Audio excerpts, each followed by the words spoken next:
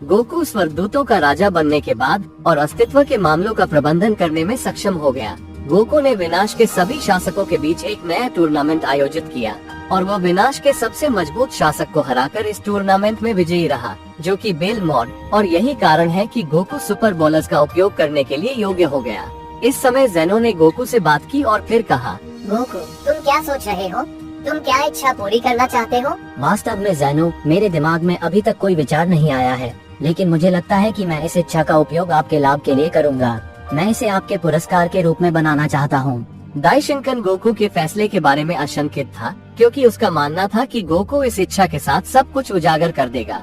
इस तरह एक पूरा दिन बीत गया और ज़ेनो ने वही सवाल पूछा। उस समय गोकू को पूरा करने के लिए एक उपयुक्त इच्छा मिली, यह जब उसने कहा, अच्छा ज़ेनो, मुझे लगता है कि तुम्हारे माता पिता हैं और चूंकि तुम एक अच्छे इंसान हो और तुमने मुझे एक उच्च पद से पुरस्कृत किया है, ऐसा लगता है कि अपने माता पिता को वापस करने का विचार एक अद्भुत विचार होगा। ये सुनकर दाइशिंकन चौंक गया। जाहिर तौर पर वो एक राज रख रहा है, जैसा उसने कहा। लेकिन गोकू, ज़ेनो के माता पिता को वापस लाने का विचार शायद उसे बिल्कुल पसंद न आए। उसे अपना व्यवसाय चलाने की जरूरत है और उसे खुद को अन्य चीजों में व्यस्त रखने की कोई आवश्यकता नहीं है। चिंता मत करो पुजारी, हम अस्तित्व के मामलों में सहयोग करेंगे और मुझे यकीन है कि वो अपने माता पिता को देखना चाहता है। गोकू, मुझे नहीं पता कि तुम किस बारे में बात कर रहे हो। मुझे अपने पिता के बारे में कोई जानकारी नहीं है। गोकू इससे हैरान था, क्योंकि ज़ेनो अपने माता पिता को नहीं जानता, जिसका अर्थ है कि वो अपने जन्म के बाद से ही अकेला रहता था। ऐसा हो ही नहीं सकता। आप उन्हें जान पाएंगे ज़ेनो। चलो अब हम ये करें। दाइशिंकन ने गोकू को घेरने की कोशिश की और उसे तब तक रोकने की कोशिश की जब तक ज़ेनो ने ये कहते हुए हस्तक्षेप नहीं किया। बंद करो पुजारी, मैं अपने पिता के बारे में सच्चाई का पता लगाना चाहता हूँ। तुम गोकू को क्यों रोकते हो? इसका मतलब है कि तुम कुछ छिपा रहे हो। पुजारी घबरा गया और दूसरों को विस्मय की स्थिति में छोड़कर भागने का विचार किया। बीरस ग्रह पर बीरस ने कहा, आप क्या कहते हैं?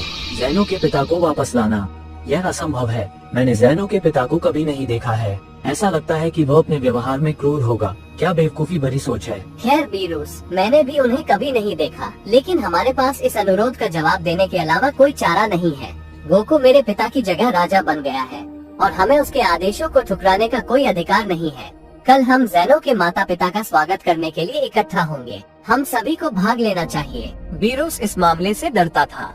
ज़ेनो के माता पिता की वापसी के विचार से अस्तित्व को खतरा हो सकता है। थोड़ी देर बाद गोकू ने सुपर बॉलर्स का इस्तेमाल किया और दाइशिंकन को छोड़कर सभी एक जगह इकट्ठा हो गए। हर कोई पुजारी के स्थान के बारे में सोच रहा था, लेकिन कोई भी अस्तित्व को महसूस नहीं कर सका, जिसका अर्थ है कि वो एक रहस्यमय जगह में छिपा हुआ था। वैसे भी जो इच्छा चाहता था और वास्तव में गोकू ने क्या चाहा, ज़ेनो के माता पिता के जीवन में वापस आने के लिए हुआ है।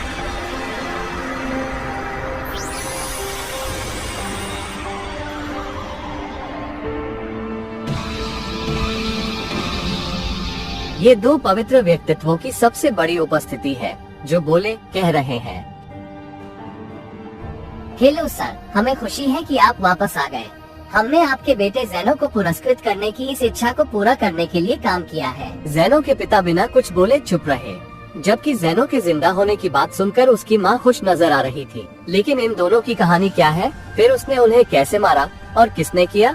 इस बीच सभी ज़ेनो को आश्चर्यचकित करने के लिए महल में गए। ज़ेनो के माता पिता ठीक उसके सामने आ गए और उनका रूप अजीब था। खैर ज़ेनो, ऐसा लगता है कि तुम अपने माता पिता को अच्छी तरह से नहीं जान पाई। जैसा मैंने तुमसे वादा किया था, मैं उन्हें वापस ले आई। वे उतने ही अच्छे हैं जितनी मैंने उम्मीद की थी और अब से तुम्हारे पास होगा आपके महल में उनके साथ एक सुंदर जीवन।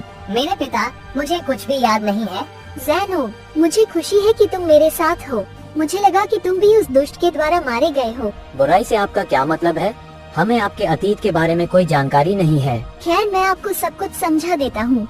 मुझे लीना कहा जाता है और मेरे पति मिरियो है। हम बाकी राजाओं की तरह रहते थे और ऐसा इसलिए है क्योंकि हमारे पास मिटाने की तकनीक थी।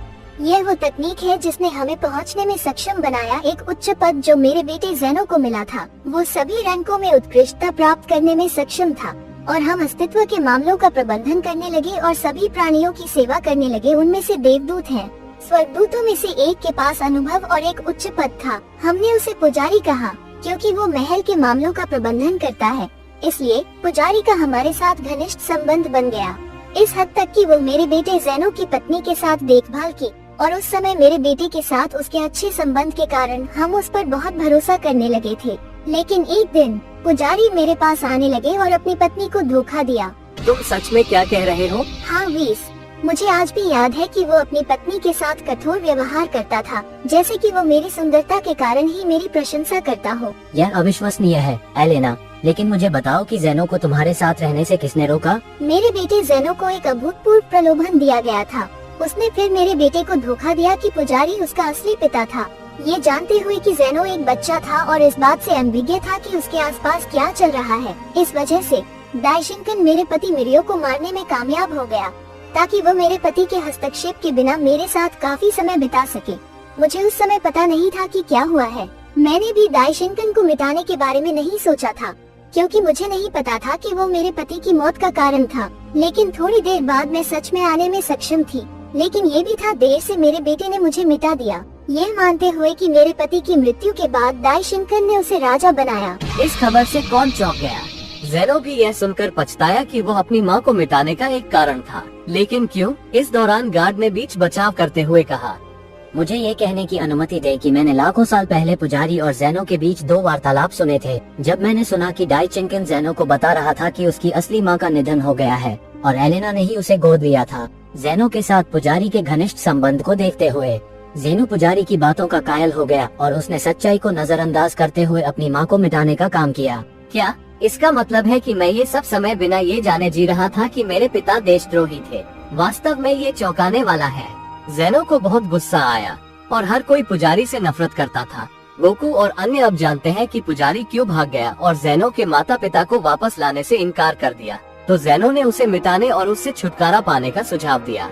लाखों वर्षों तक उससे झूठ बोलने के बाद गोकू इसी क्षण बोला, ज़ेनो, पुजारी को मिटाने का विचार अनुचित हो सकता है।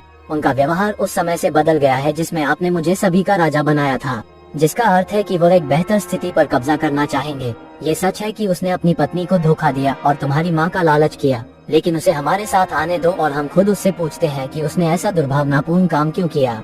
ज़ेनो इससे संतुष्ट नहीं था। वो गुस्से से भर गया था और अब किसी भी तरह से पुजारी को मारने के लिए उत्सुक है। थोड़ी देर बाद मिरियो राजा बन गया और सभी ने तब तक इंतजार किया। ज़ेनो एक पुजारी के बारे में भूल गया और उसका मूड बेहतर के लिए बदल गया।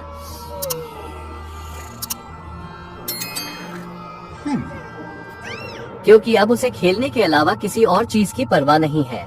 उसके बाद गोकू को फिर से बुलाया गया और पुजारी को खोजने का विचार उसे सुझाया गया। ज़ेनो के जीवित रखने के लिए राजी होने के बाद स्वर्गदूतों के राजा के रूप में उसकी स्थिति को बहाल करने के लिए और यह भी जानने के लिए कि अतीत में क्या हुआ था, गोकू ने शाब्दिक रूप से कहा, एलेना, ज़ेनो तुम दोनों से खुश है और सब कुछ ठीक चल रहा है। मैं अभी पुजारी को लाऊंगी और मुझे उम्मीद है कि जो कुछ हुआ उसके लिए तुम उसे सजा नहीं दोगी। वह भी दयालु है और मुझे यकीन है कि वह उसने तुम्हारे साथ जो किया उसके लिए माफी मांगूंगा। अच्छा गोकू, तुमने मेरे बेटे को खुश कर दिया। वो करो जिसके तुम हकदार हो।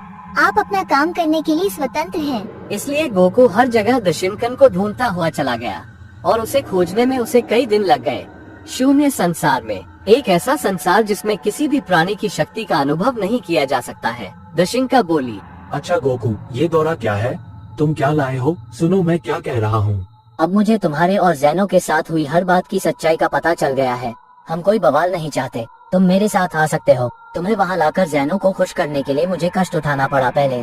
अब मैं जो चाहता हूँ वो सबसे माफी मांगना है। अच्छा गोकू, पर अब मेरा अधिकार नहीं है क्योंकि अब तुम्हारे पास मिटाने की तकनीक है, तो तुम मुझ पर भरोसा कर सकते हो। मैं अब खुद को बदल लूंगा। दरअसल पुजारी को महल में वापस भेज दिया गया था और वो मिरियो ज़ेनो के पिता के साथ आमने सामने खड़ा था। क्या आश्चर्य है, मेरे मारे जाने के बाद तुम मुझे वापस लाने के बारे में कैसे सोच सकते हो? मेरी बात सुनो, मैं तुम्हें तब तक कभी माफ नहीं करूंगा जब तक तुम अपने नकारात्मक विचारों पर टिके रहते हो। तुमने मुझे मेरे परिवार के बगल में मेरे जीवन से वंचित कर दिया और अगर तुमने कुछ बेवकूफी करने की हिम्मत की तो तुम्हें दंडित किया जाएगा। मिस्टर मिरियो, बहस करने की कोई जरूरत नहीं है। चलो भूल जाते हैं कि क्या हुआ। दाइशिंकन आगे बढ़ा और फिर विस ने गुस्से से अपने पिता को देखना शुरू कर दिया, जिसने लगता है कि अभी तक अपने पिता को माफ नहीं किया है। जैसा उसने कहा, अच्छा एक बात बताता हूँ, पापा अब भले ही अच्छे लग रहे हों, लेकिन मैं देशद्रोही होने की सच्चाई जानकर जीने को राजी नहीं हूँगा। पापा, मैं आपको माफ नहीं करूँगा और अब मैं आपको सजा दूंगा। तैयार हूँ। वेस को गुस्सा आ गया और ऐसा लगता है कि वो दशकांकन से लड़ने या उसे मारने का इरादा रखता है। क्या वो ऐसा करने की हिम्मत करेगा?